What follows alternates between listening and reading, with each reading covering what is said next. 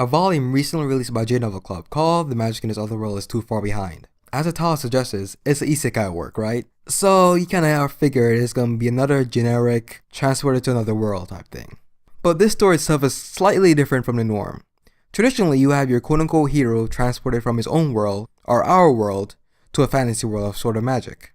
In some cases, there are others that may have been accidentally transported along with him. Like in this story, the quote-unquote hero's classmates are friends. This hero is supposedly blessed by whatever god to be extremely overpowered, leaving everyone else in the dust. Then he goes off to defeat the demon lord, dragon, and the war, you already know what I mean. Save the world. That's the basis of majority of the isekai stories out there. Like honestly, that is like the bare minimum or the skeleton or the bones of it all. Now here is where this story is slightly different. Imagine the chosen hero wasn't the strongest, but the person accidentally summoned along with him. Not only that, this person possessed powers or skills prior to the summoning. So even with our hero's crazy power up, our MC still has the power to defeat him if push comes to shove. But that's really besides the point. The three people that were summoned, they're all friends. Well, the both guys are friends, but the girl is more like romantically interested in the chosen hero. Because, you know, the chosen hero is typically the good looking guy that's popular and well liked by everyone. While in this same case, the MC in our story is more plain looking. I guess you could say that. But at the same time, this chosen hero wants to go out his way to protect everyone in this new world for whatever reason. To go off and fight the world's evils. But our MC is not an idiot. He's not gonna go off marching to his death in this new world for whatever stupid reason that they might tell him. He knows he's not gonna respond.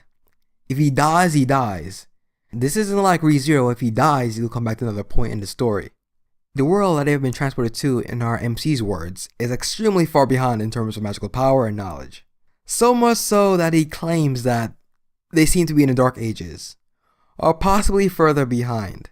That's pretty bad though, overall. But the way the MC describes magic, they really are far behind, like extremely so. And all this is comparison to this MC's original world, which apparently magic exists. But the knowledge itself of magic isn't really known to the public. So he's really the only one that really knows about this, and he kept it to himself. The other two people summoned along with him obviously will not know about magic, and when the people of this new world ask him if magic exists in their world, of course they tell him, no, magic is a fiction, magic doesn't exist in reality. Now, because his magic is so much more advanced in this world, you can already imagine how things will play out. Eventually, when a few people actually find out the truth behind this, that he was intentionally hiding his powers, and he wasn't really the innocent bystander that he was leading people to believe. So naturally, the king and the court mage wanted him to join the hero in his campaign to defeat the demon lord. His response? Fuck that. Like, he doesn't want any part of that shit. He just wants to go home, and he has a valid reason why he wants to go home too. In most other stories, the moment someone from our reality, from how the authors write their stories, these people want to stay in this fantasy world. They don't want to come back. And stories like this where the MC says, no, I want to come back to my world, seems more realistic in my opinion. Because this world is completely foreign to you, and everyone you care about, everyone you know, is not there anymore, and they're back in your original world. So there's not really any real reason you want to stay in this world to begin with. So when MC said he wants to go back to his original world, I already liked the story to begin with. But here's the kicker though. When he told them he wants to go back to his original world, they said they can't do that because the summoning spell they used to bring them there is only a one-way ticket. They can't send them back.